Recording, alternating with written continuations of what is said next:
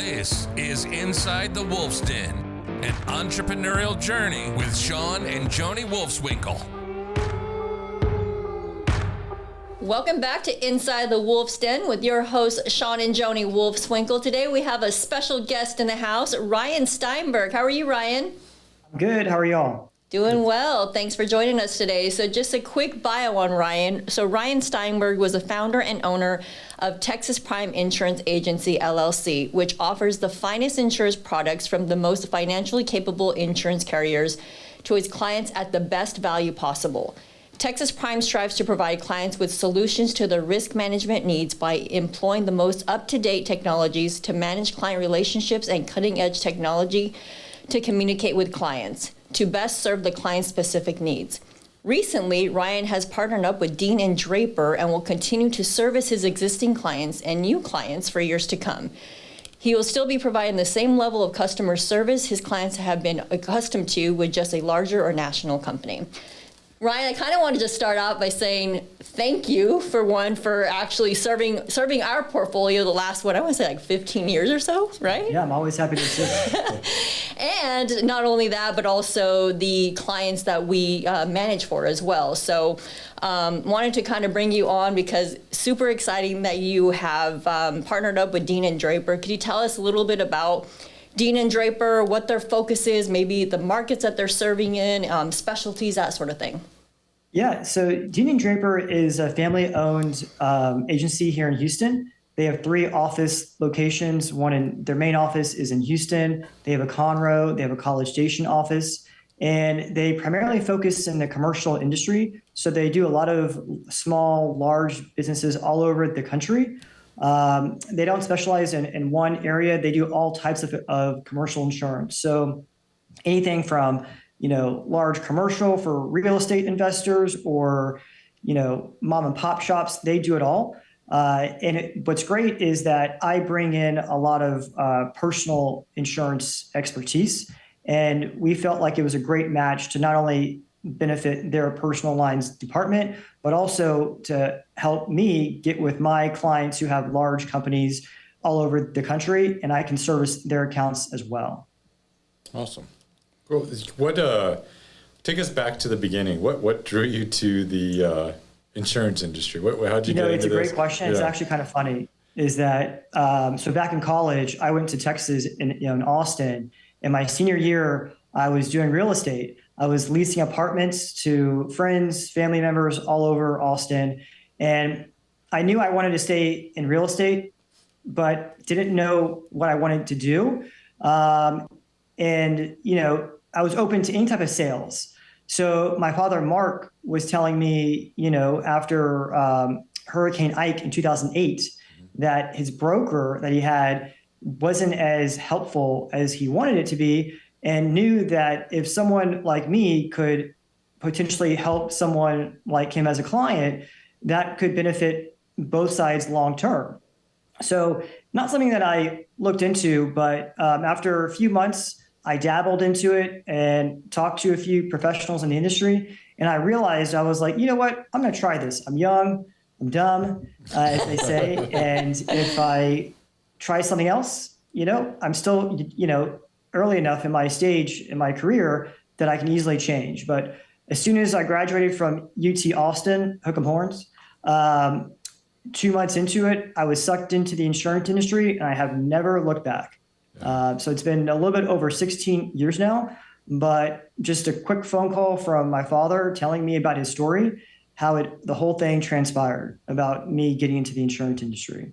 That's awesome. I never knew about that story, so thanks for sharing that. And I know that your father, I'm sure, has been a great mentor to you as he's been to Sean and I. So throughout the last 15 years, I would say. Yeah. What was Plan B? Just curious. Did you have that? Plan B? Sink or swim. So I was going to sell real estate in Houston. Okay. I met with a few realtors, and I never really, it was never my true passion. Yeah. I knew I wanted to stay in sales. That was my passion. But as soon as I worked for a small firm in the insurance industry, after a quick 4 or 5 months, I was like, you know what? I'm going to take the leap of faith. I'm just going to create my own agency. And that's how this whole thing, Texas Prime Insurance, started. That's Awesome. cool. Now, Ryan, how would you summarize the current state of the insurance industry from your perspective? I know some of our, obviously our investors have been nervous the last couple of years. So how would you summarize the current state? So right now, it's better now than what it was the last few years. So that is a positive. We're not 100% there yet in terms, there's light at the end of the tunnel, but we're just not there officially. I would say in 2020, a lot of rates, altered and changed, but the landscape of the insurance industry is getting better. It's just a matter of, the protocols, the rate adjustments that everyone had to take, and the overall exposure. These insurance companies are underwriting a little bit more strict now. Back 15 years ago, it was kind of like the wild, wild west, where a lot of insurance companies, they didn't have too many underwriting questions. And now there's more than double of questions that they ask now than what they did, let's just say 5 years ago. Wow. What do you think? For any of our listeners, because we have a lot of investors that listen to the show, a lot of clients that listen, what can you summarize, what caused the rapid rate increase over the last several years, and what contributed to that, and then is that going for the real estate investors on personal properties? I would say these insurance companies were behind the eight ball in terms of rates. I remember writing premiums that were so low. I kept saying, how are these insurance companies able to not just make profit, but how are they able to make their reinsurance companies happy? Because you have to charge a certain amount of premium for every side to be adequate and up to date. But I would say it's the real pressing is reinsurance. With reinsurance costs going up, who's going to pay for that? Insurance companies are paying for that, but they have to get the premium somewhere. Inflation, but also cat losses. You see all of these events happening across the country. It's supposed to happen, let's just say every 10, 15 years. But when you're seeing it happening every year, multiple times a year, it's just crazy. I mean, for example, look this morning. I was, viewing the national news. San Diego is flooding in parts of San Diego. So it's just like, whoa, that's pretty, you don't really see that too often in San Diego, where parts of that area is flooding. I don't know which parts of San Diego, but just national news, that's what you see. So when you have all of these cat events happening multiple times a year, all of these claim payouts happening multiple times a year, these insurance companies have to catch up. And that is what drove the last 3 to 4 years on these investors, increase 20 to 40% premiums overall. What does CAT stand for, or what is that? So CAT stands for catastrophic. Okay. So any type of tropical storm, superstorm, or hurricane, that would be considered a catastrophic event. So in the insurance world, we just call it CAT event. But however you slice it, that's just how it is. Oh. Nice. So since we didn't have any last year, does that mean rates are going to come down?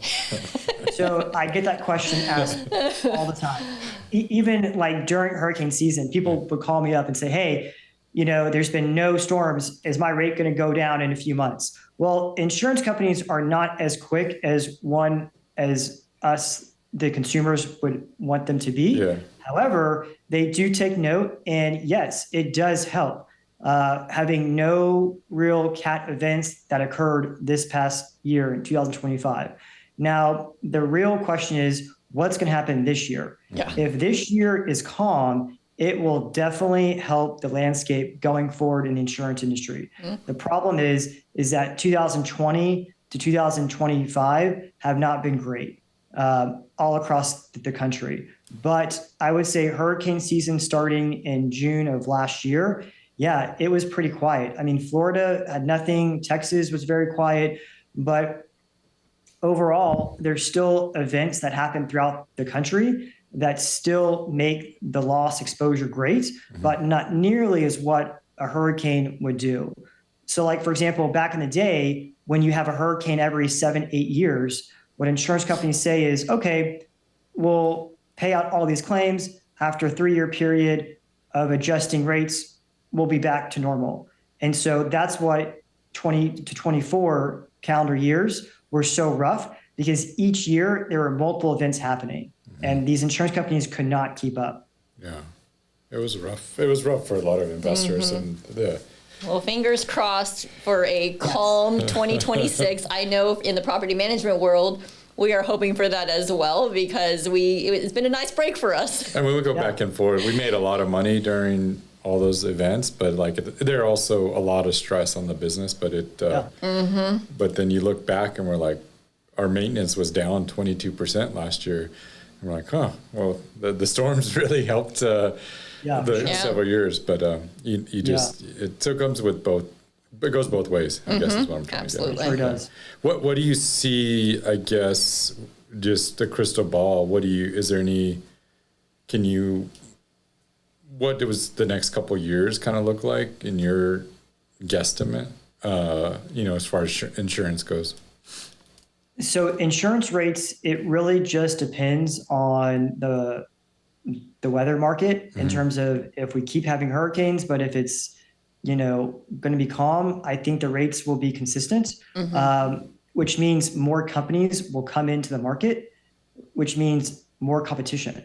So when there's more competition, what happens is that these insurance companies will adjust the rates to be more competitive, because with reinsurance, these insurance companies are required to write a certain amount of business. They can't go over, but they need to make sure that they write enough to help offset any other potential, lack of money coming in or whatnot going out. So when you have competition, you have good rates for all consumers involved. But in the last couple of years, a lot of companies have left, correct? Or left certain markets. Due to all of the claims that happened in 2020 and 2024, you are correct. A lot of companies have left. A few of them are still slowly coming back. But what's happening now is that the companies that are coming back in, they're very strict, and they will only write what they want to write.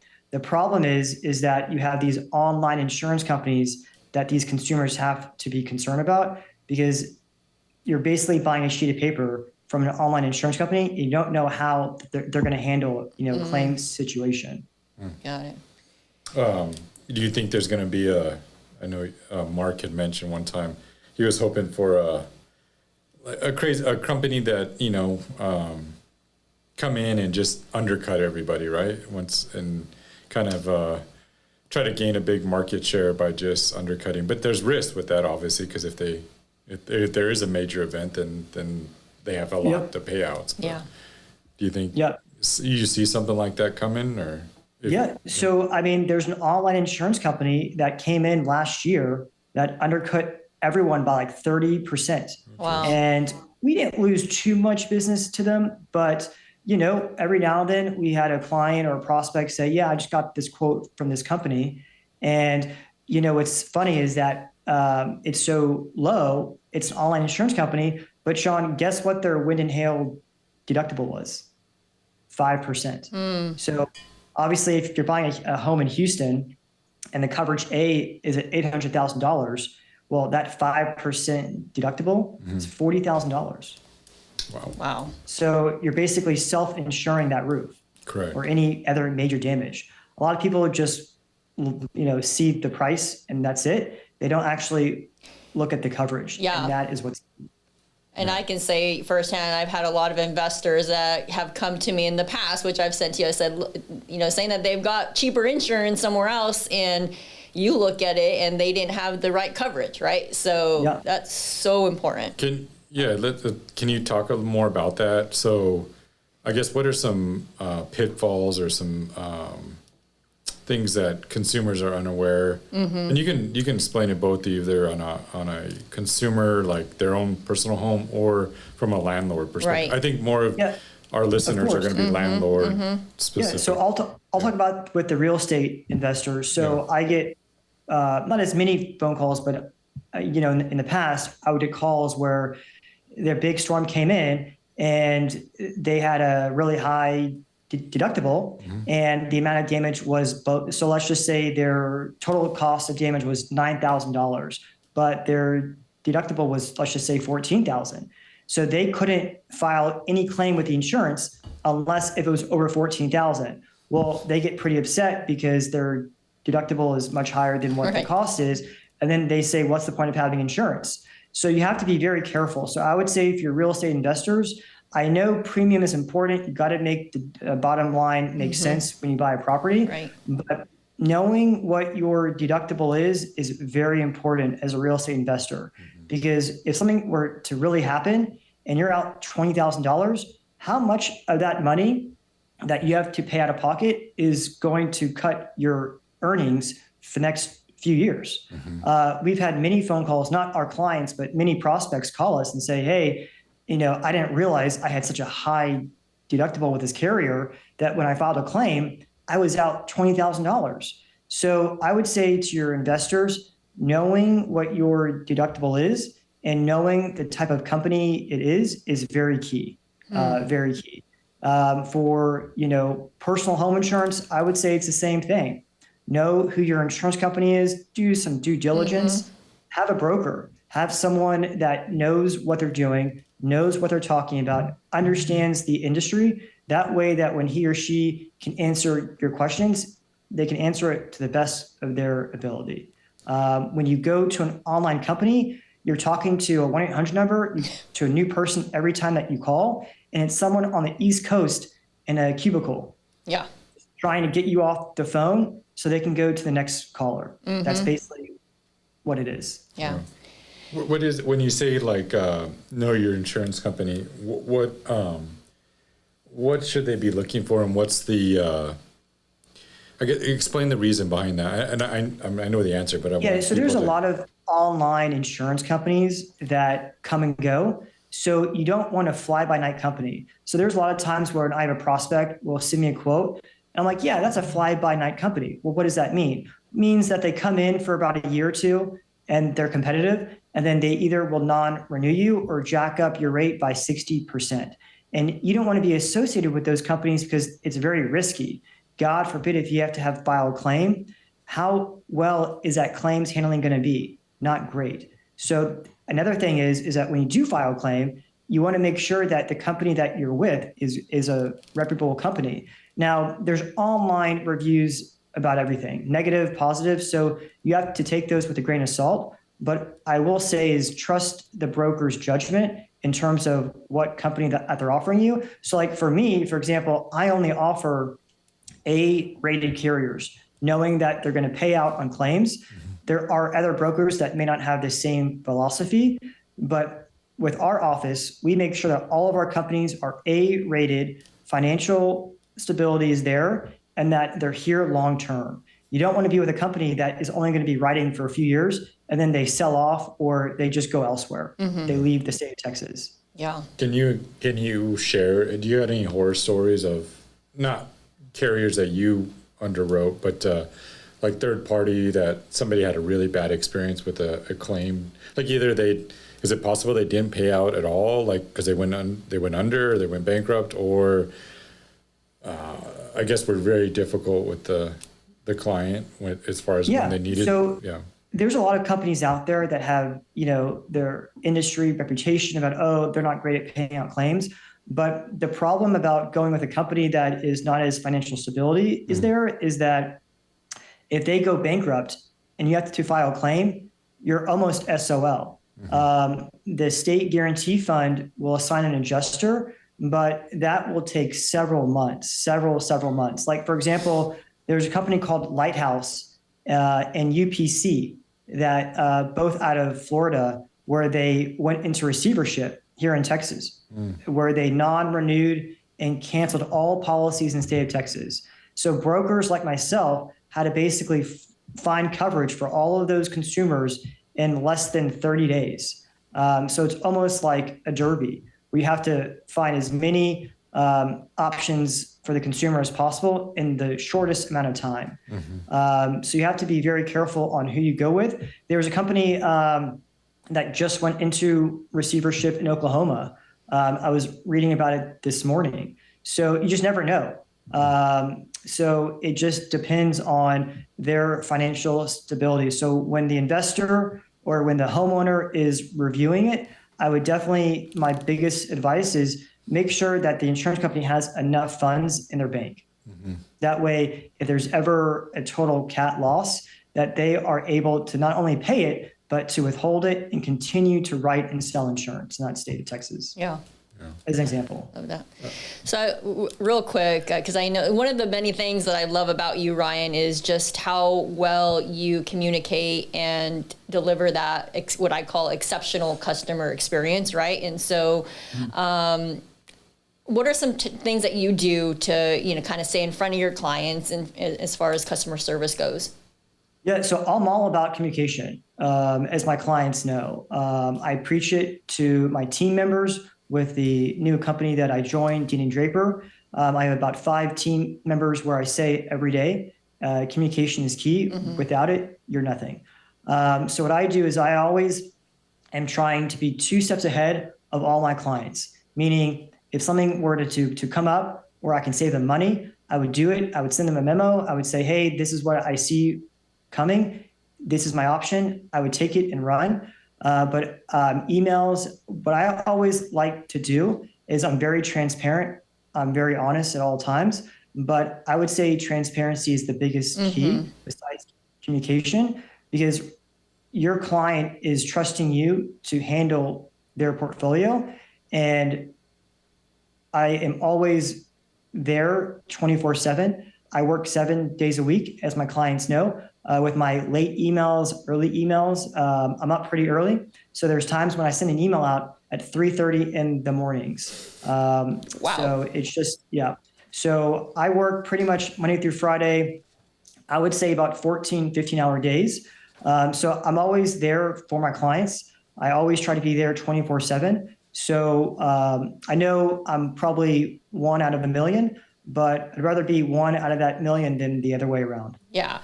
I totally agree with all of that. And I feel like, you are 2 steps in front of our investors and us, the property managers. At times I get inspections, from you and say, hey, Joni, where's this, that, right? And the follow-up, I think you are 100% in tune with that, all that. So appreciate all that. So Ryan, can you share a success story where maybe Texas Prime Insurance helped a client navigate a difficult claim or coverage decision? Yeah, so I would say the latest one that I have that just always comes out to me is Hurricane Beryl, July 7th, 2024. It hit the Houston area pretty hard. And this nice lady, bless her heart, unfortunately, she had a big, massive tree just fall right into her home. Just imagine, just a tree branch in your living room, water coming in, pouring down. I mean, it's just like a horror story in a movie, but it's actually reality. And part of what I do is when I get claims questions and people calling in, I try to be as calm as possible because I know it's a high stressful situation for them. So if I'm calm, they will likely be more calm or eventually get to that calm level where we can have a peaceful conversation. So this person called me all frantic as she should, given her situation. And basically, I told her that, first, safety is number one, but I gave her a checklist of what to do, what not to do. And if you follow everything that I say, it will be okay. Unfortunately, people like to do their own thing and they like to, not stay in that lane or stay in that line. But I was very, adamant about, hey, this will be okay. I know you can't see it right now, but everything will be repaired. Everything will be replaced. So I just held her hand for about 10 months. And I was very happy to doing so because I knew it's part of my job, but I just want to make sure that people in my community are well taken care of. And she had no issues with claims handling. It was just a very long process because after a hurricane, the adjusters, there's hundreds, thousands of them all over Houston. There's multiple insurance companies being dealt with. And just a lot of going back and forth with the adjuster, with the insurance company. making sure that they're responding to the insured, the adjusters being adamant about what needs to be paid out and so forth. But that claim probably took about 9-10 months, not because of the insurance company taking it as long as that they did. That's just the process when it's a total loss. Unfortunately, it was a one-story home. So just imagine a big tree, oak tree, just coming down in your house, and the insurance company paid out every little cent, and she was happy. But I would say that would be our biggest strength, is that I just don't sell you off to the insurance company. I'm there for claims handling. I am present for my clients, and my clients see that every big storm. So it's almost like, you get my service when something bad happens because I'm there. I'm not just like, oh yeah, I'll call my assistant or call this person. If you have questions, I'm there. I'm not going to leave you out to dry. And I think that's what separates me from everyone else. Yeah, I agree. I mean, the whole process can be so frustrating for someone having to do all of that. And the fact that you kind of take that pain point away from them, that's pretty cool. I love it. Mm-hmm. So Ryan, what steps can clients do to make sure that they are not undercovered or overcovered or overinsured at the same time? But what steps can they take to make sure that they have accurate coverage on their policies or when they're shopping insurance? Yeah, no, it's a great question. I would say, obviously trusting your broker. I know I've said this a few times already, but, having a broker is free. I don't charge any fees to my clients in terms of, my services. I don't charge per hour. I don't charge yearly. It's just, if I sell you a policy, the premium is so-and-so, that is what it is. So I strongly encourage any of your listeners, real estate investors, homeowners, anyone, to always have a broker and discuss with them your main priorities. Everyone is different. So John Smith could say, well, I want this. Jane Doe could want the other opposite. So what we like to do is that we like to individually ask our clients, what's your goal? What do you want? Right. We try to make that happen. So we are an insurance boutique office, meaning we want to make each individual client happy the best way that we can, but everyone has their own goals. So it's really comes down to personal preference of the insured itself. That is how we tailor our book of business to each client. But I would say, trusting your broker, making sure that your house is insured properly. Building per square foot has gone up over the last 5 to 6 years. So you definitely don't want to underinsure your house, but you know what? You don't want to overinsure your house at the same time. So a yearly checkup is always good. We always do that with our clients, and our clients know that. It's great communication. So I would say that would probably be the biggest thing, is to make sure that you have a broker that actually cares, that is invested, because if they're invested, then you'll be invested at the same time. Love that. What advice for small business owners that are, maybe evaluating getting insurance or just starting their business? Because I know Dean Draper also does a lot of commercial. You do a lot of commercial business policies. So what advice for business owners? What should they be looking at insuring and covering themselves to protect themselves as they businesses. Get in business, or if they already are in business, what should they be getting insurance for to protect themselves? Yeah, no, it's a great question. We work with a lot of small business owners that are just starting out or have been in business for several years. I would say, the best advice is price is very important, but to make sure that you have enough liability protection that helps, God forbid, if there's an issue with any of your exposure. Because a lot of times small business owners will go for price. And what happens if they go for price only, there's coverages that can be omitted and not included. And if you do have to file a claim, well, that's an unfortunate risk that the insured takes, because if the claim gets denied and there's a potential lawsuit of, a couple $100,000, well, who's going to pay for that? The insured, unfortunately. So I would say the biggest item I would communicate to real estate investors or small business owners or whoever is to make sure that you disclose all of your exposures to your insurance company. That way that they're insuring you adequately. I always like to be extra careful, and I am always telling our prospects and clients, please provide me all of your exposures, all of your risk. That way that there's no secrets, there's no hidden gems in the closet that may come out at the very end during a claim. That's very key. I know a lot of owners just look at price and they trying to cut back, but you pay all this money for insurance, you definitely want to make sure that you have the right insurance in place. That is very key. When you say exposures, can you give me some examples?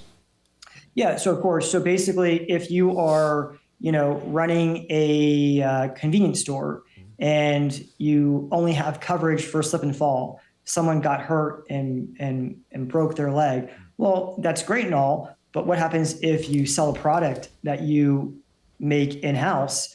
You want to make sure that you have product liability. So, and that's just one example. Real estate, you want to make sure that you have not just general liability, but you have errors and omissions, professional liability, because if one of your realtors does something that they're not supposed to do, you want to make sure that they have adequate coverage. There's a lot of these daycare places, not daycare, but these fun X zones where there's trampolines, there's all of these trampoline places that are coming up all over Texas, all over the country for kids to play on. And I always joke that people always ask me, what's their insurance rate? Yeah, because I always wonder about that. Like, it's got to be through the roof, right? They're very high. Like, I would, if someone ever called me and said, hey, I own a trampoline place where we have this, we have that, and it's just high exposure, I would say you need at least a 10 million umbrella, at least. That would be my bare minimum. Like, I don't think I would feel comfortable insuring a place like that if it was below 10 million umbrella, because God forbid if something were to happen, I mean, boy, even though everyone signs a waiver, there's a lot of attorneys out there that can get around that waiver, unfortunately. It's all about the industry though, too. So you could give me 5 industries, 5 types of, professional services, and I could, say, hey, this for a physician, make sure that not only you have malpractice insurance, you have general liability insurance, but you also want to make sure that you insure all of your equipment. Going into a doctor's office or a dentist, you know how much money those types of equipments, X-ray machines, all of those machines cost, tens and tens of thousands of dollars. I see people all the time where they're underinsured, and I say, hey, you have about $250,000 of medical equipment and you're only insured for $10,000. So it's kind of scary, but a lot of people, unfortunately, they just are on price. So I would just say, look at your coverage on a yearly basis and trust your broker. If you don't have one, make sure you get one. That way that they're able to communicate with you every year on what you should or should not adjust your policy. Does an umbrella policy cover all exposure, or it's still limited to whatever you... So an umbrella policy is excess liability on top of your commercial general liability. Gotcha. So if you are running a plumbing company and you have a general liability, you have workers' comp, you have commercial auto, and you have, let's just say any other type of policy that is for liability only. The umbrella is excess on top of your workers' comp, of your commercial auto, and of your commercial GL policy. So the umbrella only kicks in if your underlying limits have been used up. Gotcha. That's where the umbrella, it's kind of like personal insurance as well. If you have a home and auto and you have an umbrella, the umbrella only kicks in if your underlying home and auto liability limit has been used up during a claim situation. Got it. Got it. Ryan, we ask all our guests on the podcast certain questions, but one of them is, if you could go back into your early 20s, what advice would you give yourself? Yeah, don't do it. I'm kidding. I'm kidding. I would just say, continue to work hard, put your head down, and go to work. Yeah. That's basically what it is. I had a good mentor in my father, Mark, and he still is my mentor. Anytime I have a question, it's more a tough love. He doesn't like to, oh, you could do this. He's pretty tough, and I like that. It keeps me humbled. It keeps me grounded. But I would say, just keep doing what you're doing, and hopefully it'll all work out. What about if we have a listener that is thinking about getting into the insurance industry? What would you advise them, or what would you recommend to them? I would find a mentor. I would really do so, because unfortunately, when I started in the insurance industry, I didn't have one. I worked for a small firm, and the owner of the company, super nice, very, very courteous, but I felt like we didn't really connect that well. And I basically taught the insurance industry to myself. I learned from it, from reading, continuing education, experiences, but it works hand in hand, meaning I don't think I would go back and do anything different. I felt like when I had to learn all throughout myself, everything in the insurance world, I had to learn the tough way. And nowadays, I feel like everyone's trying to get the easy way out, take the easy lane. But I had to take the really hard lane. And but I wouldn't change it, because I started from the very bottom and I worked myself to the top. Yeah. There's a song on that. Yeah. But I like that response, because that's 100% true. And none of this happened overnight, right? It took, you're now 15, 16 year, or you're 16 year and a half years. Yeah, in business. So nothing, people just don't realize, especially in the insurance world, nothing happens overnight. There's a lot of times when I have clients that will tell me their son or daughter or their family member got into the insurance industry, and I'm going to put my insurance through them. Totally understand. You got to support family. I get it. And then a year or two, they'll call me, hey, they're no longer in the insurance industry. Unfortunately, didn't work out. It's a very tough industry. So it's very long, it's very tiring, and it's not an industry where it's a quick buck. I will give you that. It is not an industry where you get in for 3 years and then you get out, move on to the other thing. It is a grueling, grinding industry, to say the very least. But I love it, though. I wouldn't have it any other way. Awesome. Well, it's been awesome to have you inside the Wolf's Den today, Ryan. And again, just thank you for not only serving Sean and I the last 15 years, but our customers. And so how can our listeners on the show get a hold of you? No, I appreciate y'all having me on. It's been a pleasure to know you and Sean for, over 16 years now. I try to be accessible at all times.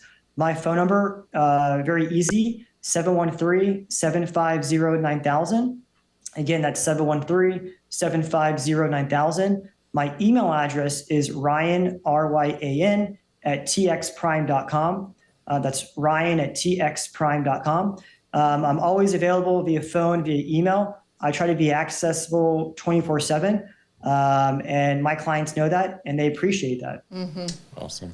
Well, we have all that in the show notes and your website and everything, so people can research you and get a hold of you. But again, we appreciate you being with us today, and anything we can ever do for you, please let us know. But thanks again for joining us. Well, thanks so much. I appreciate you all. Awesome.